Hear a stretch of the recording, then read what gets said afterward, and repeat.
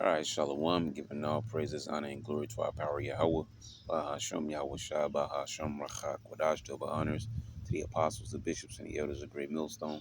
Peace and blessings to the hopeful elect of the tabernacles of David, scattered throughout the four corners of the earth, and wherever you may be.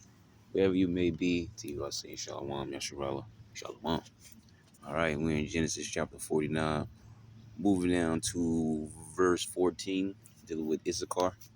All right, so Genesis 49 and 1. Right, Israel's prophecy concerning his sons. All right, now keep in mind that the prophecies concerning his sons are not about his sons, but about the people that were born of his sons. All right, down the line, which would be us today, the so-called Negroes, Latinos, and Native Americans, as well as you Israelites scattered throughout the four corners of the earth. Some of you who may look like the heathen nations, but your spirit resonates with the truth because you're an Israelite. All right. So the prophecies are referring to us today, all right? But it was said to his sons back then, all right?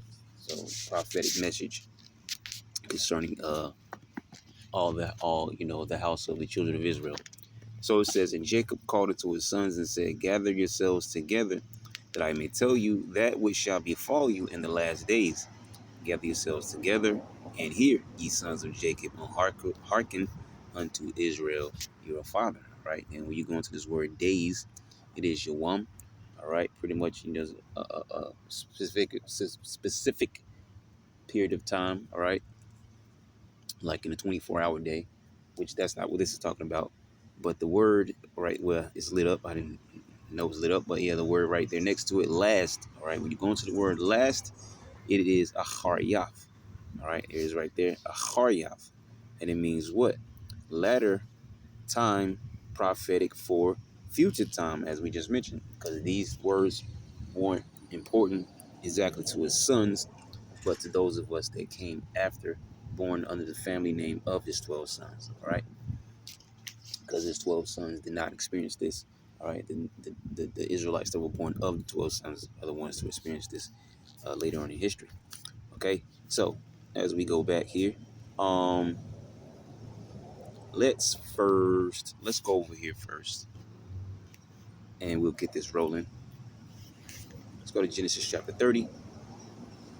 All right, in verse 14 it says, and Reuben went in the days of wheat harvest and found mandrakes in the field and brought them unto his mother Leah. It says, then Rachel said to Leah, give me, I pray thee, of thy son's mandrakes.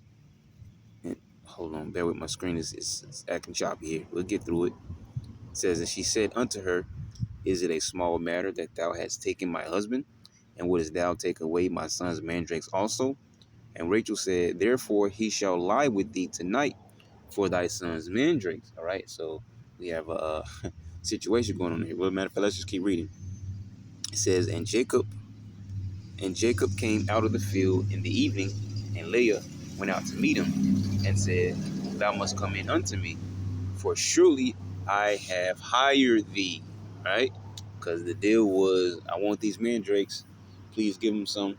All right, give me some mandrakes. Nope, I got these mandrakes. They're mine. And she was crying. Well, you take my man, which I mean, pretty much Jacob had four women. All right, two were his wives, and the other two were the concubines, because they were pretty much the handmaidens of his two wives, Leah and Rachel. All right, they each had handmaidens, Zilpah and Bilhah. All right, so it says, for surely I have hired thee. All right, I have hired thee. Now keep that in mind. It says, with my son's mandrakes, and he lay with her that night. Verse 17 says, and the Most High hearkened unto Leah, and she conceived and bare Jacob the fifth son. And Leah said, the Most High hath given me my hire. All right. It says, because I have given my maiden to my husband, and she called his name Issachar. All right. Issachar. And let's go into Issachar. So you will show why we're reading that. All right. Yashashkar in the Hebrew. I don't know why my phone is so choppy right now. All right. Make sure I'm recording. Okay, we're recording. It's just chopping. We have to bear with it. All right, so Issachar. And it says it means there is recompense, but all right, really, it means he is hired. All right. Let's see what we're going to Shakar. See, there you go, hire or wages. All right. Because going back to the root word, I think it's just going to keep rolling us to the same thing. See, to hire. Look, to hire oneself out to earn wages. And that's very important for who we're talking about. All right. Because the name Issachar in the Hebrew, Yashashkar, means he is hired. And these Issacharites are the so-called uh, um, Mexicans, all right? So Shakar means hire or wages or pay, fee reward to hire oneself out.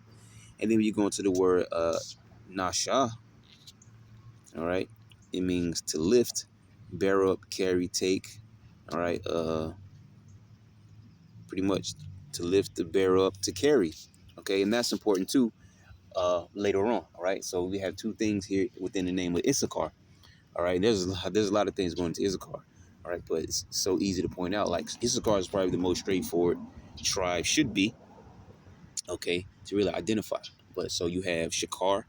All right, meaning hire or wages or to hire oneself out. You have Nasha, meaning to lift the barrier, carry up. All right, but it's coming from the name Yashashkar, right, which means he is hired. Which is kind of breaking down the name.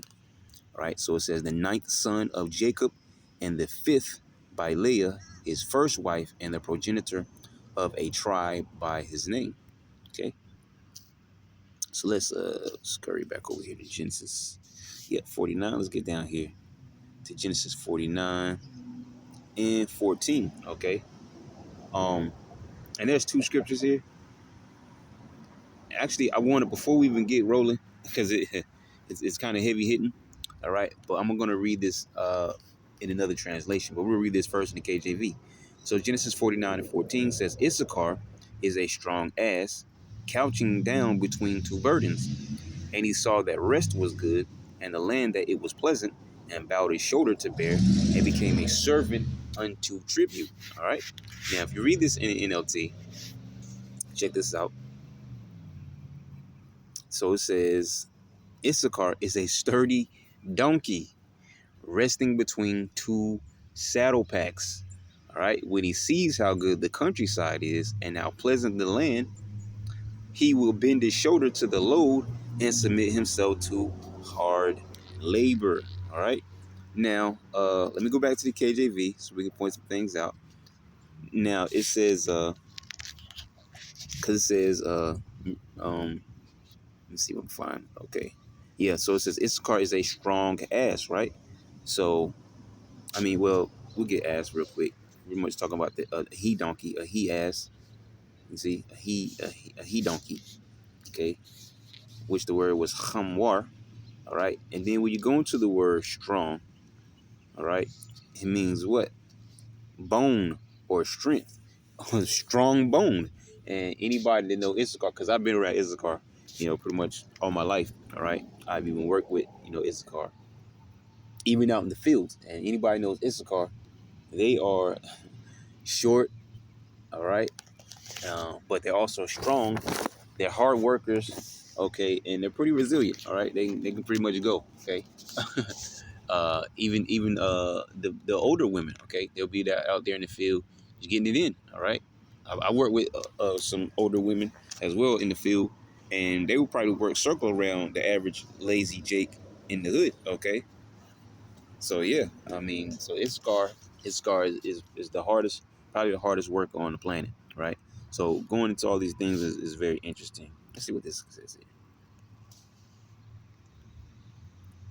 Okay, so we don't need that, but yeah, so it's very interesting what it says: bone, strength, a strong bone, because they are very strong. Okay, um, they're pretty good at building, right?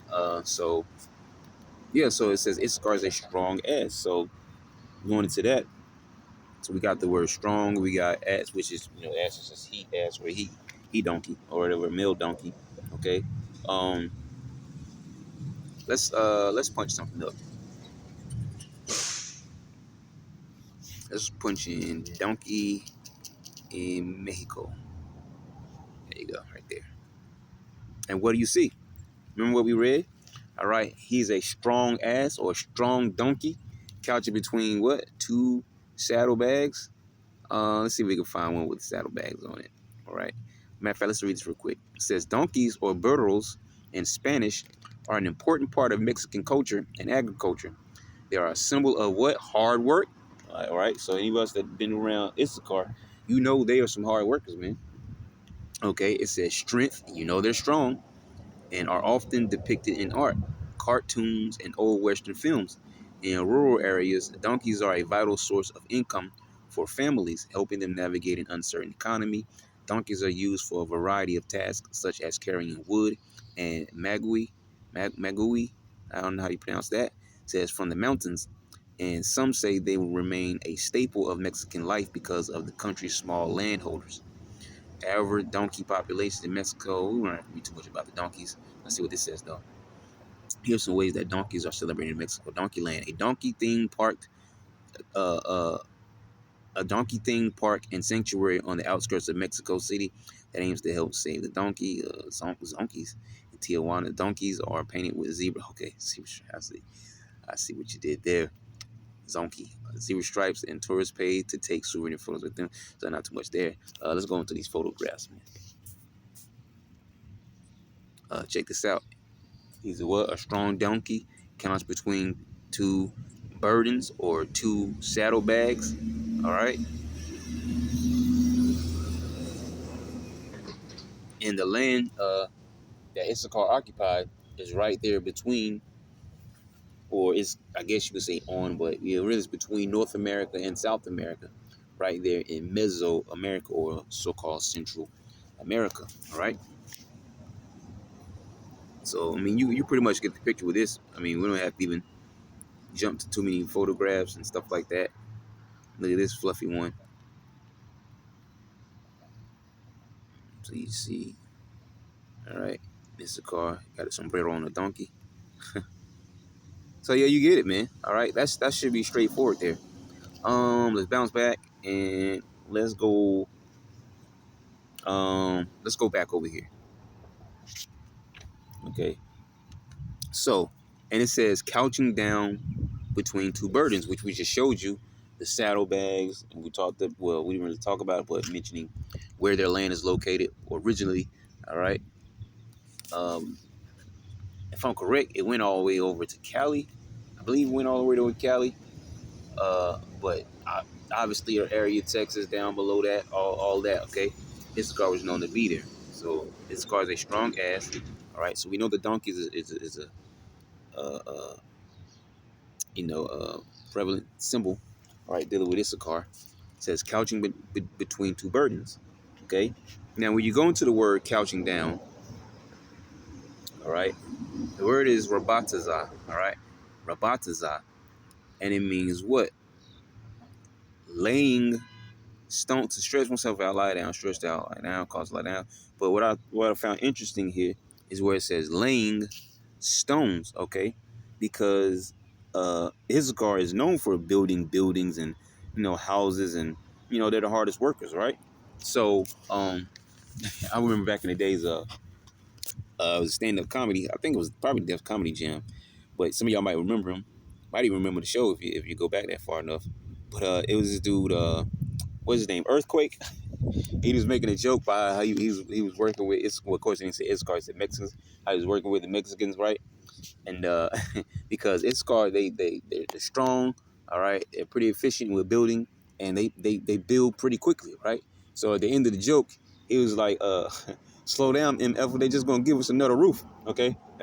Some of y'all might remember the joke, but that was kind of funny. But at the same time, it's so true though, all right? Because Issachar will put up buildings, real quick, man. Okay, quick, fast. Okay, they're really efficient at building. Also, now when you really want to get ancient with it, right? We're talking about you can talk about the Aztecs, okay, which we're going to mention in a second here. All right, so I thought it very interesting that it says laying and then it says stones because the Aztecs, all right, because Issachar, so-called Mexicans, are Israelites. They did come over here, okay, and built like the temple like structures. I think they call them ziggurats, something like that. Okay, but so yeah, so if we go back, let me see here. because that word was what Rabatazah. Yeah, in the Hebrew. I go back. Oh, I think it went back. There we go. So yeah, so there it is. So it says Issachar is a strong ass couching down between two burdens. Right. So we'll talk about the Mexicans, right? So when you go into the word two burdens, okay, the word there is Mashapathium. I think that's a thought. Mashapathium. Because I believe the word judgment is Mashapathium. If I'm correct, that says Mashapathium. Maybe I'm just reading it wrong. Okay, but notice another thing here. It says sheepfolds, but it also says what? Saddlebags, as we just saw, all right, in the picture, as well as how we just read in the NLT, man. You see, the saddlebags, all right?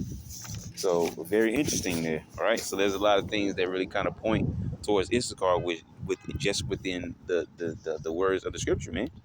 Okay? So I found that very interesting. And then you go back to this word, it says, well, actually, we don't need this word here. Yeah, so there you go. It says saddlebags, all right? Couch between two burdens, right? So very interesting there, right? Um, so moving on to verse 15, it says, and he saw that rest was good. Okay. It says, and the land that it was pleasant. Okay. And so, Issachar actually had a pretty decent land. As a matter of fact, let's see if I punch this up. Um, I don't know if I want to put Mexico, maybe. Let's see. I should have put Mesoamerica. We can always pull it back up. It goes in Mexico. Corn, avocado, papaya, tomatoes, beans, mango, chili pepper, peppers, prickly pear, cacao. Dolly's a flower, but it might be a herbal flower. Pineapple, which I love. Okay, poinsettia, points. I guess I. All right, guava, pitaya. Is that poblano? What the heck is a poblano? Fresh hot pepper. Okay, soursop, which I know we pretty much heard of soursop before, right? Very good. Squash, tomatillo, zucchini, agave forcrioides. I guess that's how you pronounce it. So yeah, what top three crops are going to Mexico? Wheat, beans, corn, and sorghum. So as you see, all right, the land is very good for growing things. All right, so they have a variety of things that grow there. Okay, um, and I wanted to. We don't have to punch in Mesoamerica. We got what we needed right there. So yeah, so a very good land to live on. All right, and so Issachar, and he made that his home, right? Excuse me. So it says, and bowed his shoulder to bear, and became a servant unto tribute. Now, when you go into the word shoulder here, all right, you see the word shakam, and it says shoulder or back, all right. But if you keep going, same word shakam, all right, and get to the root word shakam, it says what? Which is also what I found very interesting. It says to rise or start early. To rise early, make an early start. Now, why am I pointing this out? Like I said, I've worked with Issachar, all right, many times, okay? So if you know Issachar, they up early in the morning, man, okay? Where they'll meet at one location, all right? Or they might all drive to a particular location of the field and, get to working, all right? Early in the morning, okay? Depending on the time of the year, the sun may not even all the way be up, okay? But it'll just be enough sunlight that there's there's light enough to see what you're doing, right?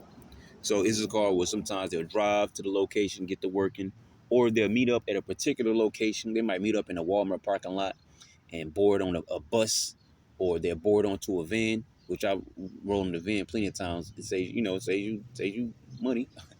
All right, and save you keep because if you want to drive, you can drive yourself to the location. Doesn't matter. Just follow the bus or the van, whichever they're driving in, as long as you get to the location of work. Right. But so they'll meet up at a location. All right, early, get on the bus, or if there's the van, they'll get on the van.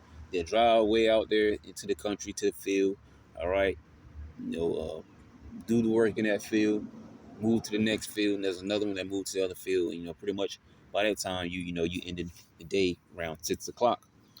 Depending on if it was necessary, you may stay later to like 7. All right, you never probably stayed at 8 out there.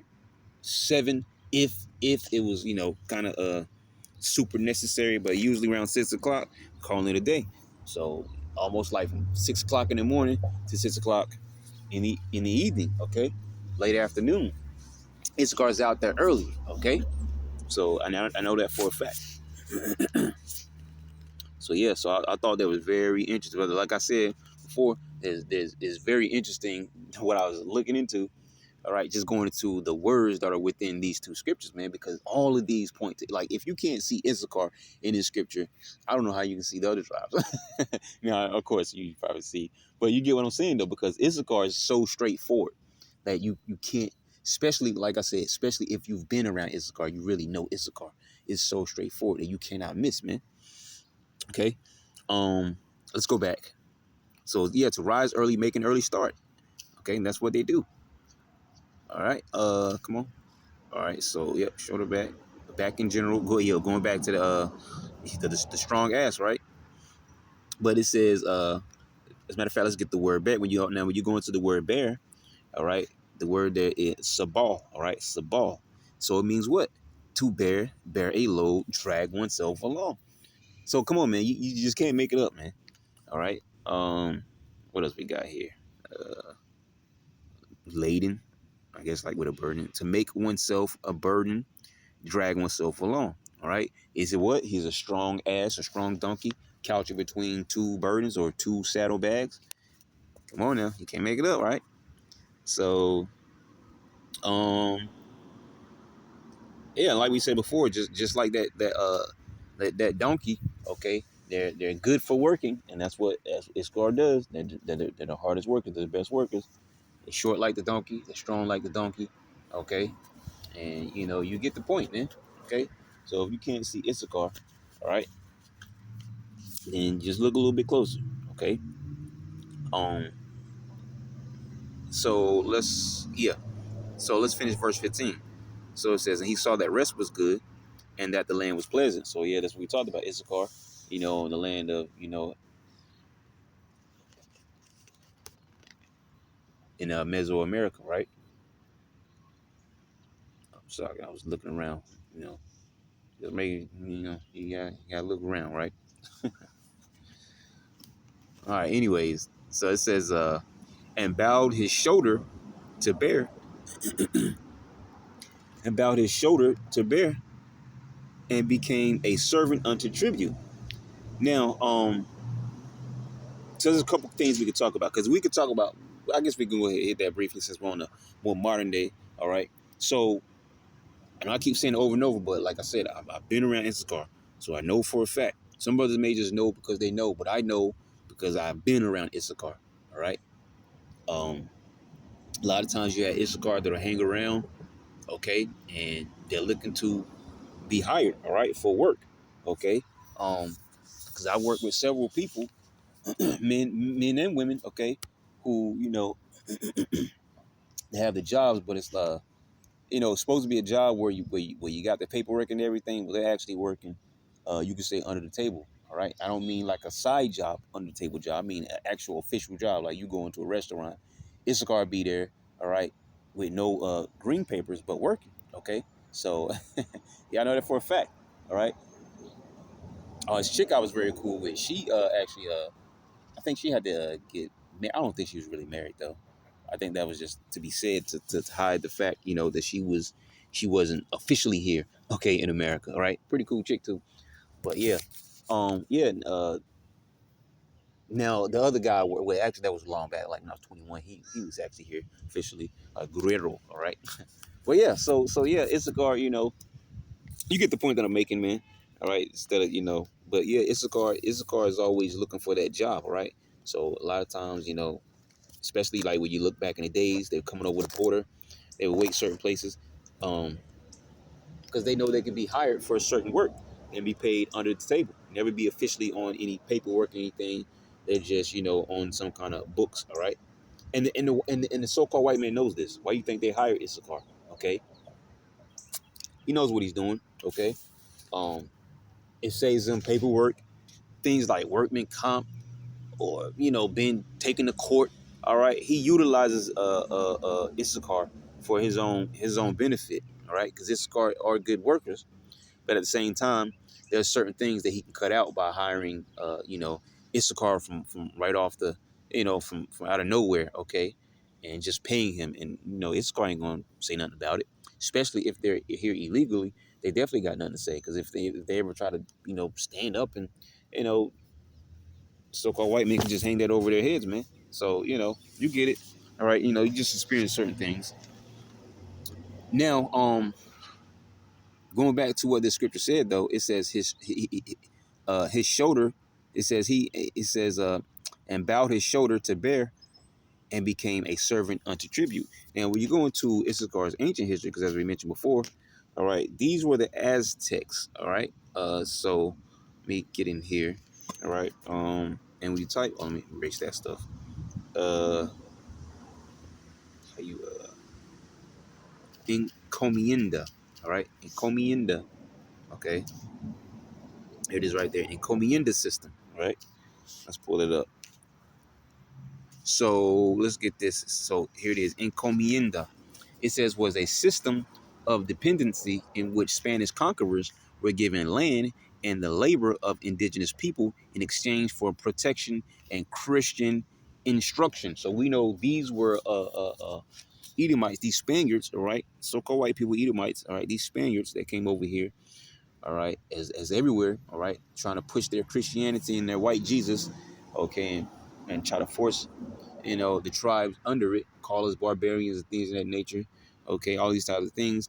Meanwhile, they're pushing this false, idol, okay, and threaten us with the sword, and even then, still raping and killing and stealing and robbery and everything else, right? These devils, okay. Um, but yeah, so it says the term comes from the Spanish word encomendar, which means to entrust. The system was based on feudalism and was used by Spanish imperialists in the 16th century during their conquest of the Americas and the Philippines, right? So it says the Spanish crown granted colonists the right to demand labor from indigenous people in the field and mines. The laborers were worked hard and punished severely.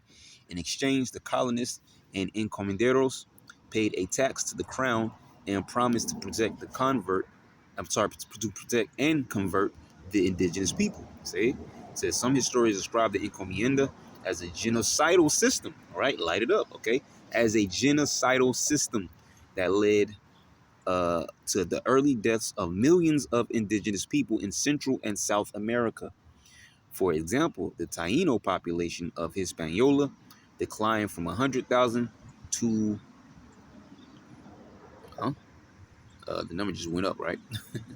100,000 to 1,000,000 in 1492 to 1514, a drop over, I think they put the numbers back. I think it's supposed to be from, they climbed from 1,000,000 to 100,000, whatever, a drop over 68%. Historian Andres Reséndez argues that enslavement in gold and silver mines was a primary reason for the decline, as a condition contributed to the spread of disease. Yeah, because you had the Night of Terrors, all right, or well, that was an event, but before then, because you had these Spaniards that came over here and found all this gold, and so these dudes was trying to sneak out of there with gold, all right, and Issachar started kicking ass, and so that kicked off a series of battles and things of that nature, all right. But of course, prophecy had to kick in, so they were defeated. Well, yeah, so you had Iskar that was trying to sneak out of there and steal gold and stuff. Let's punch up the Night of Terrors real quick.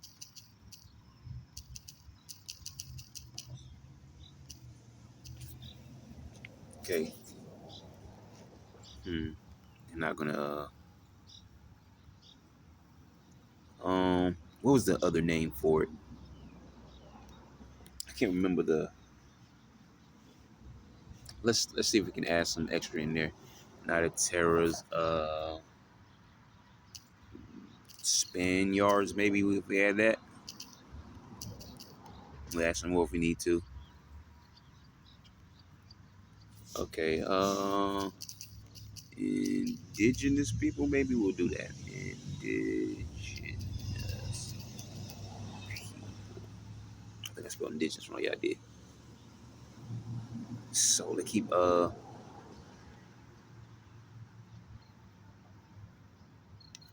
let's see if we can try to get this another way. What's this fool's name? Oh, you know what? Let's stop right there. Is it Hernan Cortez? Was that Cortez? Let me see. Night of Terrors. Okay, yep. Versus indigenous people. See, we Night of Sorrows. There you go. Yep, that's what we're looking for. So yeah, check this out. All right, drop something. Bear with me. So check this out. So it says the Night of Sadness, or La Noche Triste, all right, was a disastrous event that occurred on June 30th, July 1st, 1520, during the Spanish conquest of the Aztec Empire. Now, Aztecs are, ancient name for Issachar, right? When they came over here to the Mesoamerica, right? Uh, they were mostly known as that because you had what the Aztecs talked about the Mayan, uh, what you had the Inca, um, which I don't really know if the Inca fit in, but anyways, just to stick to Issachar, all right, the Aztecs, okay, the so-called Mexicans, they became known as, but they really go back to the tribe of Issachar, which I posted a clip one time where there was this dude, he was a gang member, but he actually knew his history, all right, he knew that they came over here because he talked about the reflection ponds and stuff like that, how they were traveling over the water, all right, he talked about you knowing that he comes from Issachar, and they're not going to teach you that, and that's the message that we constantly try to push to all the tribes, man, that you are not going to learn who you are from Esau's history books or from his miseducation in the school system. You can learn certain things that coincide with your history, but the true facts of your history are only going to be found in the Holy Scriptures, right? Because that is our history, all right? These are our records, all right? Like all these other nations have their annals, these are ours, okay?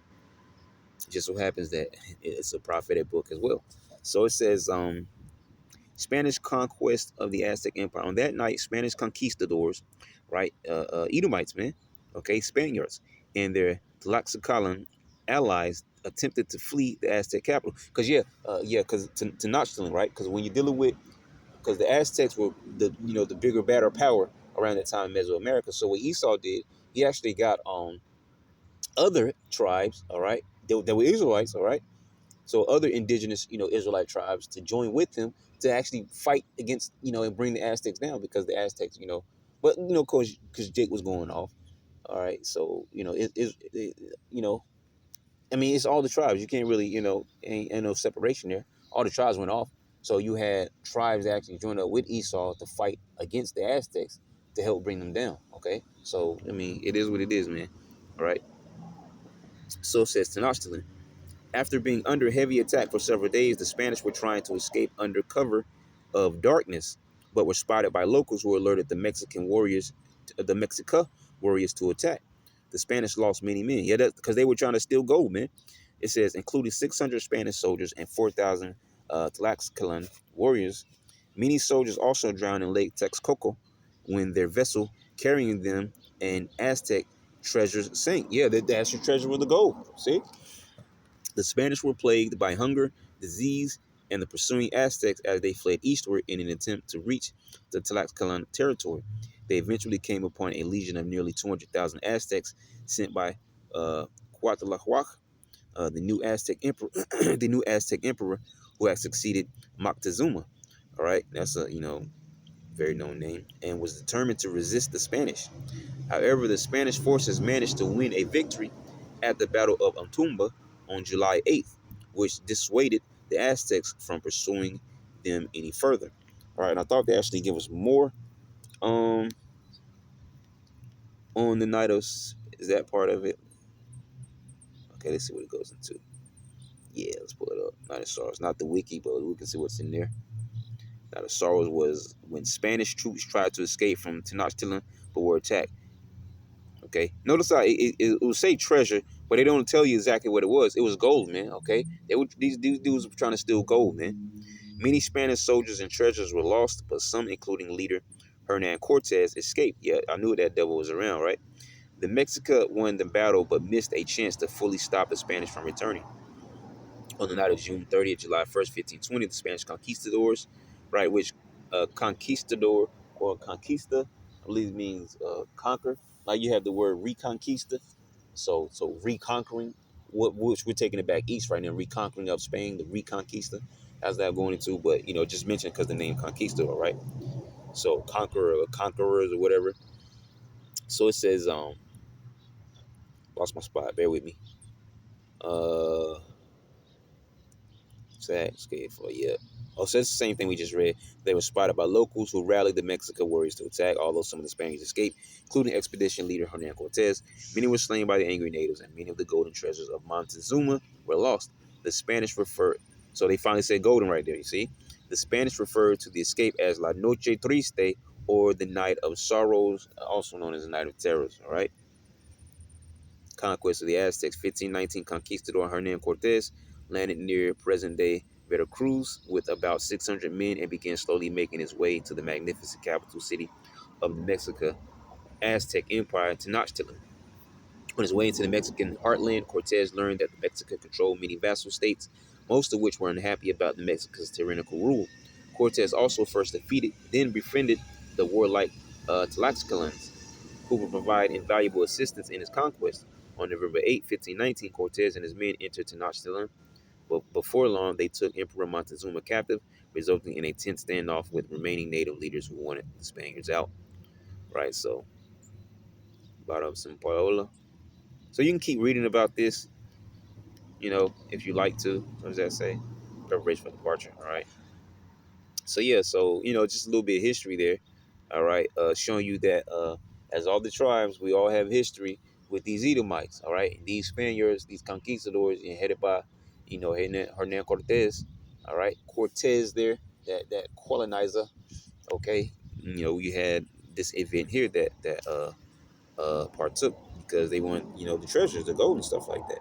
Okay, so switching a little gear here, you also had because there's a good talk here about let's just punch it up, all right? This Quetzalcoatl, all right?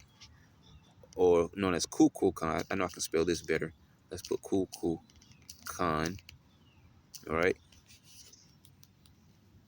So yeah, so Quetzalcoatl or Kukulkan. Okay, did I spell it backwards? Yeah, cool. So it's Kukul, all right? So yeah, so it says Kukulkan is a feathered serpent god in the mythology and religion of Mesoamerica, particularly the Yucatec Maya. His name is combination of the words Ku'ukul, which means feathered, and Kan, which means serpent. So Ku'ukul, which means feathered, and Kan means serpent. Ku'ukulkan, right? Feathered serpent. Kukulkan is associated with the creation of the world, rain, wind, storms, and life. He is also considered a mediator between the heavens and the earth, representing the duality of life. Now, I don't know about the duality of life part, but everything else in here is very important, all right? Because when you're dealing with Quetzalcoatl, all right, or Kukulkan, because this is Yahushua who visited the northern tribes when they were over here, okay. Now he didn't exactly give them the right way to go, because remember the gospel also says that it must be preached unto the Jews first, okay. So the getting in line and getting in order was to that southern kingdom first, and then to the Gentiles, and then the scriptures say that I have sheep that are not of this fold, which was referring to these Israelites over here that came to the Americas, all right, after the Assyrian captivity, okay? So they weren't shown the right way by Yahushua, all right, just to continue on fulfilling prophecy, but he did come over here and visit them, which is why they knew that, there was going to be someone that is going to come back and, going to, take back our territory, they're going to deliver us and do this and do that, and everything we just read there. Let's read it again.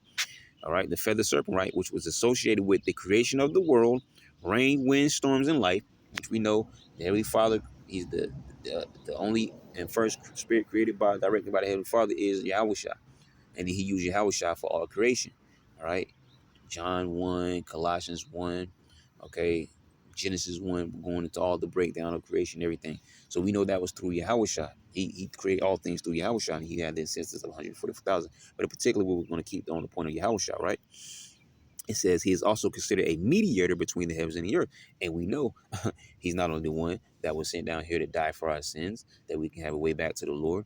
All right. But his blood also is the connection between us and the new covenant. All right. When salvation comes. Also, when we're praying, okay, because the first step was him to send the comforter back down so we can have the Holy Spirit to actually go into the truth and understand the scriptures and break them down and understand the prophecies and the time we're living in and so on and so forth. So now, as our high priest in the heavens, he's our mediator, okay? Our propitiate, all these things. So you can't make these things up, all right? It ties right into the scriptures, man, okay? It says, now, like I said, representing duality of life. That's just going off.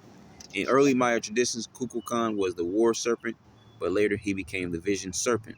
All right. Now I know we talked about the Mayas last time. We talked about Zebulon, but there's two. I can't forget. One's like starts with the N. All right, in Gabi or something like that.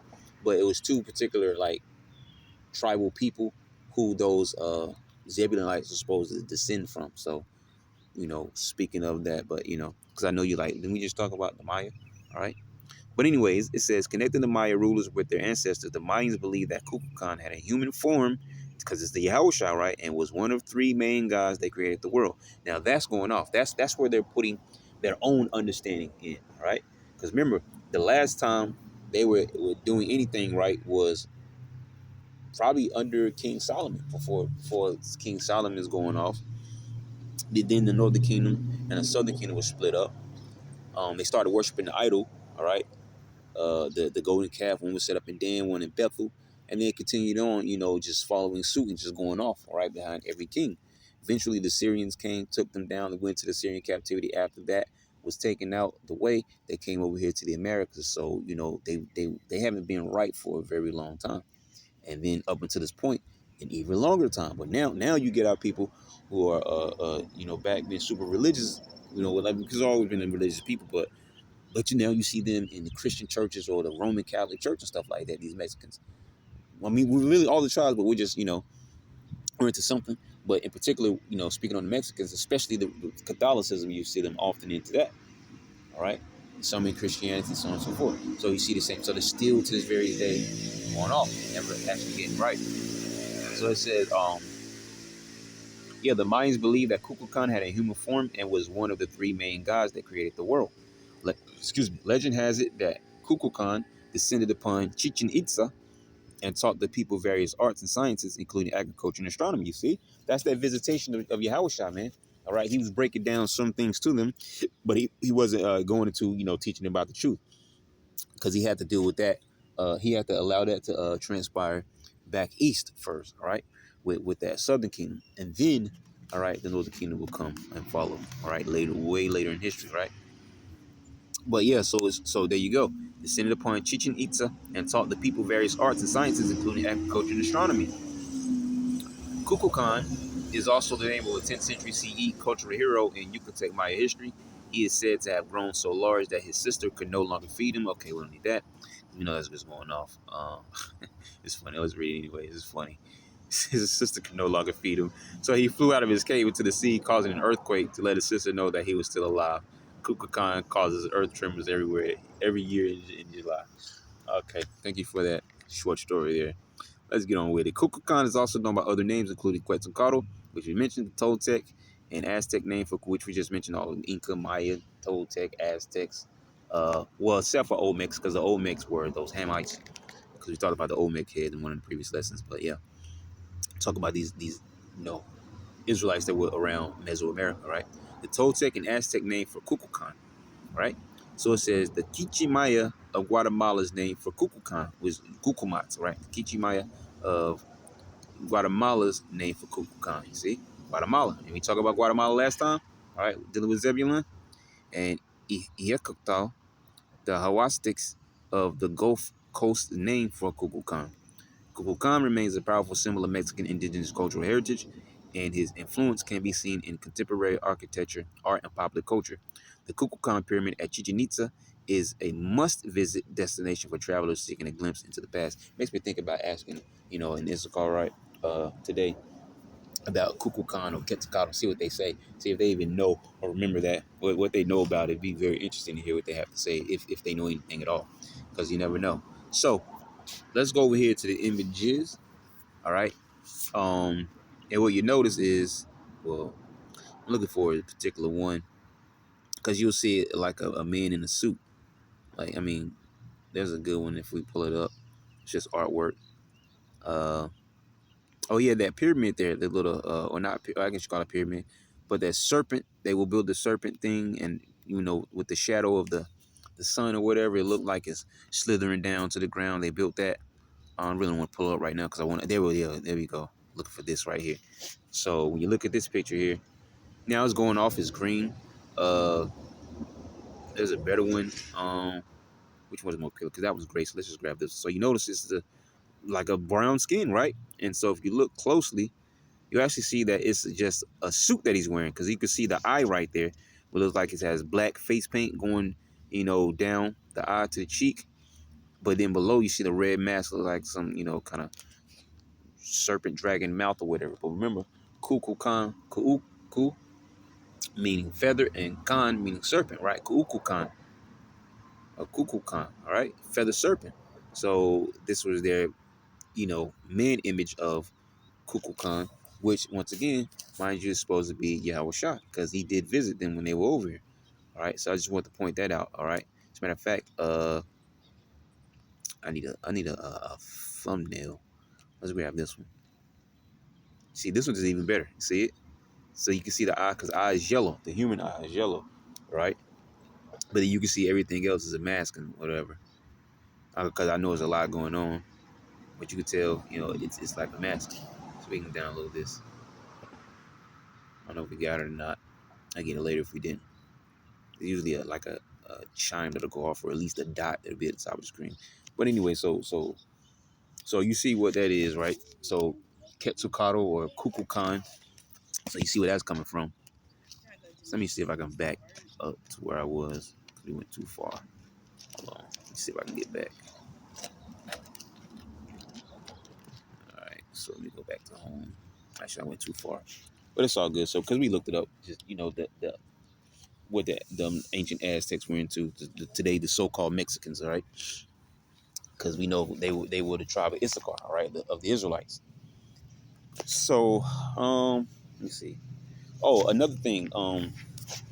Matter of fact, let's put it up because this is something they did, all right. Because I talked about this before, all right. What I want to punch up. Let's put in how the Aztecs created rubber, right? Because they were one of the first accredited to rubber, all right, which we know we use that often today, especially with tires, man. So it was a credit to the so-called Mexicans, all right, back then called Aztecs, all right, or uh, you know, we know them as a tribe of Issachar, all right, of the 12 tribes of Israel. So let's see if we can find what we're looking for. So it says the Aztecs and other indigenous peoples of Mesoamerica, such as the Olmec and Maya. Now, once again, the Olmec were Hamites. All right, so-called Africans, those are not our people.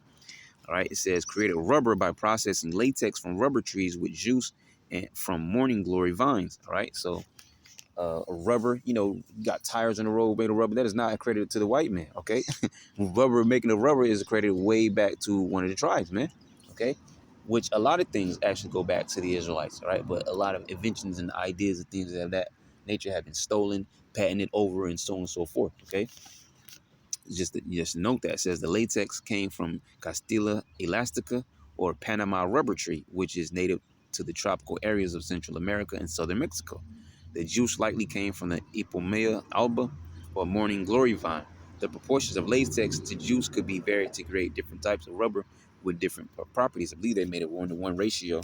All right, but it says rubber balls. Because if you're familiar with their game, I forgot what the name of their game is called, but you'll see the maybe we can look it up. So it says rubber balls for they showed it in that movie. Actually, I can't think of the Apocalypto. I watched that movie. There's other movies or even just photographs where you'll see, it's all almost like an ancient basketball game type. But it's not really basketball, what I'm just saying. Like, you have to see it because if you don't know what I'm talking about, you just have to see what I'm talking about, where they would shoot the rubber ball through the ring, all right? But we'll see what we can find in a second. Rubber balls for ceremonial games and offerings The Aztecs and Maya will process the rubber to make it bouncy. They will form the rubber into strips and wrap them around the hard rubber core. Sandals. For sandals, the Aztecs will make strong, wear-resistant rubber band and adhesives for ornamental wear and attaching blades to shafts. The Aztecs will make a rubber that was resilient and strong. Yeah, when you see their weapons look crazy. The Aztecs also use rubber for waterproofing clothing and containers and for making figurines and other cultural artifacts. Now, it's probably making idols and stuff like that, so they're probably going off with that. But just nonetheless to read it. What else we got here? Ancient Mexican peoples harvested latex from Castilla Elastica. Same thing we just read there. Yep, yep. Let's see what the images have for us. Let's make sure we're still ticking. Yep, cool. Look, check this out. What you got? Issachar making rubber balls, man. Okay. You see? That's a cool picture, too. No mind my heart. Thoughts. There's that rubber ball. So they're playing their game. What's the name of the game, though? If I can find... Because, see, there's another one. All right. If I can find the name of the game, we could pull it up. All right. There's the little hoop thing right there on the wall. You can see it between those two men. Back there on the wall. See, it will shoot the ball through there. There it is again. You see? Ancient game. Issachar. Making rubber to have fun. All right. Come on, man. You can't make it up. Very, very creative people. Not just Issachar. All right. All of the tribes, man. But they'll say that we're barbarians. We're stupid. We're behind on the times. We're whatever else they can think of, man. And it's all stereotypes and lies, man. I want to click on a particular picture, see if I can Mesoamerican rubber ball. It says rubber ball game. Let's just go and see if we can let's back up. Let's go in here. Let's see, what is the name of the Aztecs? Let's make sure we put rubber in there. I probably don't need to, but rubber ball game. See what we come up with. Mesoamerican game. Oh, Olamalit. Olamalit. Which translates to rubber to play ball. Okay. The word comes from Nahuatl words oli, which means rubber, and olama, which means to play ball. All right, oli, olama. All right, olamaliti. The ball itself was called olamaloni, and the ball court is even when you say the word. All right, if you're familiar with the language, it even sounds like something that you hear so-called Mexicans say, olamaloni. All right, hey, cabron. And the ball court was called Tlachli. The game was played with a rubber ball that weighed about 10 pounds and was passed back and forth between players using their hips, thighs, and forearms. Right, which sounds like what? Soccer, or the original word football. F-U-T. Is it B-O-L or something like that? Well, football. It doesn't sound just like football or the soccer, as the Americans call it soccer. All right, but football. Okay. Using what? Their hips, thighs, and forearms. The goal was to keep the ball in play, and some versions of the game included a hoop on the side of the court that players had to pass the ball through. Now, just a side note real quick, when you're speaking on football, all right, the Brazilians, all right, they love that, all right, football, capoeira, stuff like that. I mean, all the tribes have their certain things that, they all love, but then certain things are in particular prevalent with each tribe. But let's keep going. It says the goal was to keep the ball in play, and some versions of the game included a hoop on the side of the court that players had to pass the ball through. See, the Aztecs also had rules that the ball couldn't touch the ground. Players couldn't use their hands, and the ball had to keep moving because the game represented the suns moving across the sky. So that's their breakdown of what the game meant. Now, the only difference between this and soccer is that, as I said, the ball can touch the ground. So you were constantly in motion, okay? Constantly in motion, using your body, all right? And then trying to knock the ball through the hoop and keep going. And however they scored points, I don't know if they even took points or not. Okay, I guess we assume they scored, had some form of ancient scoreboard to see what team is winning. But anyways, the game was a priority for the Aztecs and was often played by nobles, sometimes with heavy betting. Sound like Jake, right? It was It was also part of a ritual that included human sacrifice. That's going off though, okay? Because we mentioned the movie, what is it called, Apocalypto. All right, they're going to that history where they were sacrificing, men, women, and so on and so forth. All right, this is something that the tribes were known for doing, going off, passing their children to the fire, to Molech, and all this other, every false god and idol, and doing these rituals that weren't of the Lord. All right, because the Lord didn't command us to do those things. All right, cut people's head off and worshiping the eclipses and things like that. So they went into that heavy into that movie Apocalypto. It says it was also part of a ritual that included human sacrifice. The Aztecs would build ball courts next to shrines to the god Huitzilopochtli and in Tenochtitlan. The courts were surrounded by the palace and temple. The game's origins may date back to around 1400 BCE in modern-day Mexico, and evidence of it has been found in many Mesoamerican cultures. It was the first team sport in history and the first sport to use a rubber ball. Today, indigenous first team sport in history and the first sport to use a rubber ball. Today, indigenous people in some parts of Mexico still play a modern version of the game called Ulama. Right? Let's see what Ulama has for us. A body of Muslim. Okay, thank you, but no, thank you. So yeah, so it's probably all Ulama. Nah, so he ain't gonna give us what we looking for. Oh, I didn't mean to go out, but um, um, yeah, man. I don't know what else to talk. Yeah. Oh, we're going back to the feather serpent, right? Let's see if we can pull that back up. It was in here somewhere. Yeah. Let's go back to the Kukulkan, right? Because it's feather serpent, right? Because we're gonna go back to the scripture in a second. Um, but yeah, this feather serpent. So let's pull up.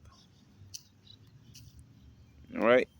And we talked about all that. In that scripture became servant tribute because eventually they were defeated by the Spaniards and such. And even to this modern day, they still are employed, and you get all the history there. But I want to go into something else. Speaking on the feather serpent, right?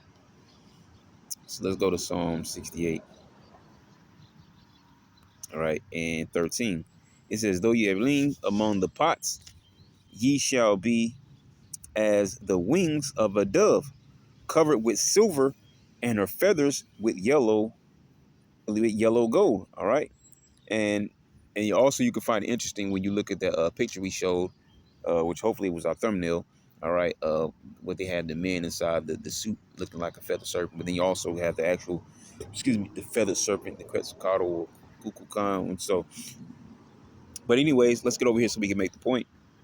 Let's go to Isaiah chapter 6. You probably already knew where I was going, huh? In the year that King Uzziah died, I saw also the Lord sitting upon a throne, high and lifted up, and his train filled the temple. And it stood the seraphims. I'm sorry, above it stood the seraphims. Each one had 6 wings. With twain he covered his face, and with twain he covered his feet, and with twain he did fly.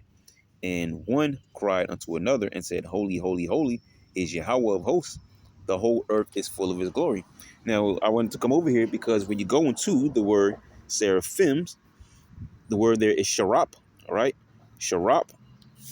And it is what? Serpent, fiery serpent, because we talked about what?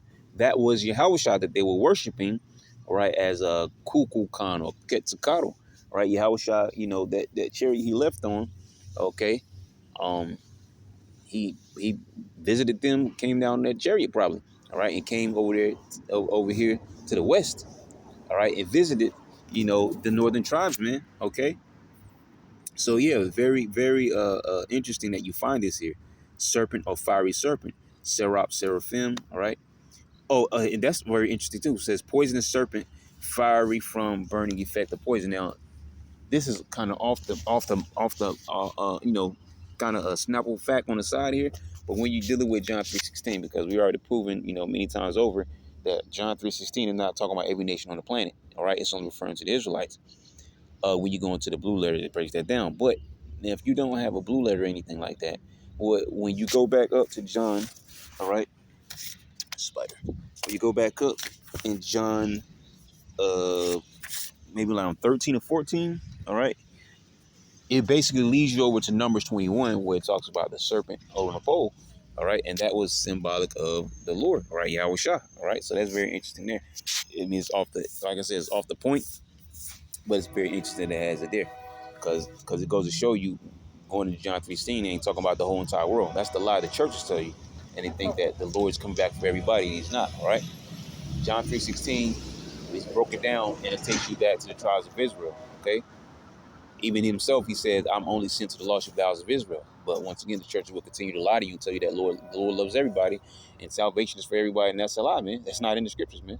So just to point that out was very interesting when I saw poisonous serpent, fiery, from serpent, whatever. All right, but that's a side note. All right, so let's see what this says here. Sharap, so we don't need that. So yeah, serpent, a fiery serpent. All right, that kukulkan, right? So yeah, I think we hit everything we can hit. All right. Um, Besides this, we didn't get this though. Deuteronomy 33, more dealing on Issachar. We'll probably end it here. This is the only thing we haven't talked about. Deuteronomy 33, verse 18 and 19. So it says, and Zebulun, he said, rejoice, Zebulun, in thy going out, and Issachar in thy tents. Now we don't mention Zebulun multiple times, right? The so-called Guatemalans, the Panamanians, all right? All these are Israelites, all right? Zebulun, tribe of Zabalawan, all right? And so we know that they all came over here after the Syrian captivity. They all came over here to the west, all right, and spread from South, Central, and Northern America, all right, spreading out, all right. And so you had around a point where some of those tribes were probably close around each other, but of course breaking off, right? So yeah, so that's very interesting what it says to Zebulun. And Zebulun, he said, rejoice, Zebulun, in thy going out, and Issachar in thy tents, because they, South and Central America, all right, because we had mostly the Gadites, all right, so-called Native Americans in Northern America, all the way up to Canada, all right. It might even been around in Alaska, but I know definitely North America, maybe all the way up to Canada. Okay, so it says, verse 19 says, they shall call the people unto the mountain. There they shall offer sacrifices of righteousness. All right, for they shall suck the abundance of the seas. Now, in the ancient times, you see them up on the high pyramids, doing the wicked sacrifices. But Issachar, all the tribes are going to get it right one day. But anyways, that's off the point, right? It says, there they shall offer sacrifices of righteousness, for they shall suck of the abundance of the seas and of treasures hid in the sand. All right. Now, we already talked about earlier, all right, like the pyramids and all that stuff, in that particular like type of architecture and how they were made. We know it was Israelites that built the pyramids, uh, you know, in Egypt and stuff like that. Because AI, asking AI, they'll try to throw you off and say Israelites had nothing to do with that, or the dates don't line up, and all that. Well, whatever you say. But anyways, off topic, right? So it says, they shall suck the abundance of the seas and of the treasures hidden in sand. And we already talked about their actual land, where it was good for different crops and vegetation and things of that nature. But also where it says the abundance of the seas and treasures hidden in sand, it's talking about oil. Okay, I want to say they owe like 10 or 12% of the world's oil. It's not much, but it's still a big number. All right, but yeah. So I mean, there's nothing else to say about that. All right, going into that area there. All right, they had the oil, drilling for oil and stuff like that. Okay, so and this is what Esau does best. He goes everywhere in everybody's land, to take their resources, man. Because real resources ain't your dollar bill, man. It's fiat, it's fake money, it's phony money, it's funny money. Okay, it's monopoly. They made a game just laughing in your face. Monopoly money, right? That's all it is, monopoly money. Because the bankers know that real wealth is land, cattle, and resources. Those are your true substances, man. That's when you're truly wealthy. That's when you actually have something. All right. Jake think he got money because he got however many thousands of dollars in the bank, hundreds of millions, or whatever. It doesn't matter how much money you got in the bank. That ain't real wealth, man. Real wealth is land, cattle, substance, all right? Resources, which all the bankers hold, all right? And so they go everywhere in everybody's land, all right, to steal their resources, to make their devices, to resell it to you, to make a lot of things that are meant to break down. So you have to go pay to get them repaired, or you have to go and buy a new one. And it's all a joke, man, to keep money flowing into their pockets. And they think they're going to keep doing this forever, and they're not, man. Okay? So that ends the session for Issachar, Yashashkar, the so-called Mexicans, also in ancient times known as the Aztecs. And we know all the tribes had their history with these Edomites, man. So it's pretty much all we can get into that lesson. Lord, will you edify us? And that's Yashashkar going to say shalom. Oh, I didn't mean to go to the paintbrush. Bear with me.